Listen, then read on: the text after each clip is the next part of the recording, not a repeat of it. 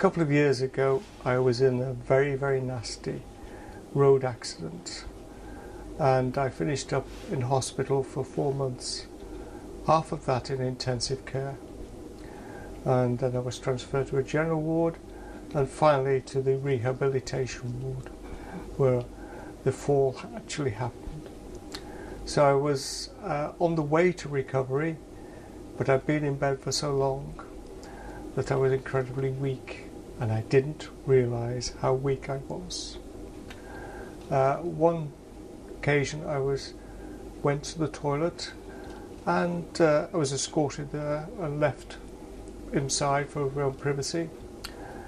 I got up from the toilet, went to wash my hands, and I slipped. And there's an immediate shock of landing on your back. And then the terrible thing was I realised I couldn't move through lack of strength. I couldn't reach the pull cords, and my voice was also very weak at the time, and I couldn't really shout. And gradually it dawns on you that nobody's going to come and help you. And then I was actually on a cold tile floor, and I started to get cold. And that is when fear starts to strike you. You begin to think your body temperature is going down, and there's no way anybody's going to contact you. And that is a very, very fearful experience. You really don't want to have that. In the end, the nurse came to check on me because I hadn't reappeared in my bed, and I was found and I had to be hoisted up and all the rest of it, and checked out with brain scans in case I'd done any damage and all that sort of thing. And it was quite some time that I really was beginning to get cold. It felt a long time, but looking at the clock afterwards, it really wasn't that many minutes. And that cold feeling and fear really comes into you and eats right in. Not pleasant. When you're actually in the bathroom, because that was where I'd fallen, always there's this feeling, am I going to slip? And this stays with you. You always have this lack of confidence.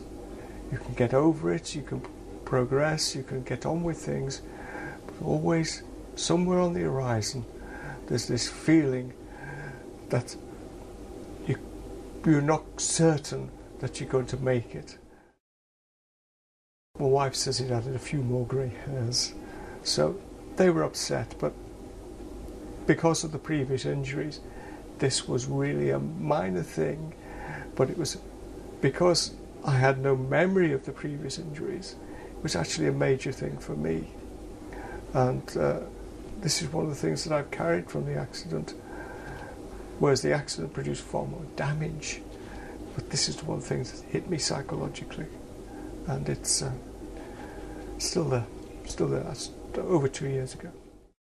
I was in just a couple of days ago, and I went into a ward very similar to the one I'd been on, and had just been refurbished, and there were now 2 pull cords, both of which reached right down to the floor.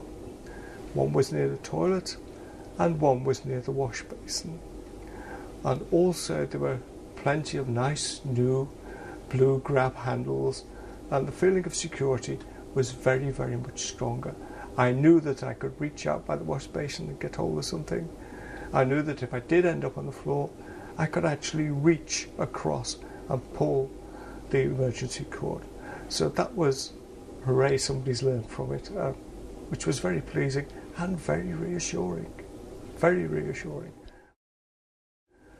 I think what patients need is a sense of security.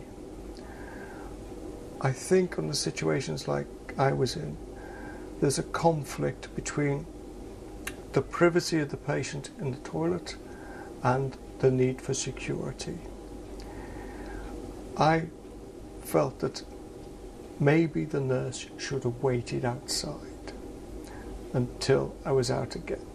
But I'm also very aware that nurses are overstretched in many cases and they have to go somewhere else. But that feeling of security, in retrospect, would have been fine. At the time, I was very proud of myself that I was making strides. I was getting to the toilet and I was able to carry on by myself, and that was a big advance. But I needed, I think, in retrospect, that feeling of security outside.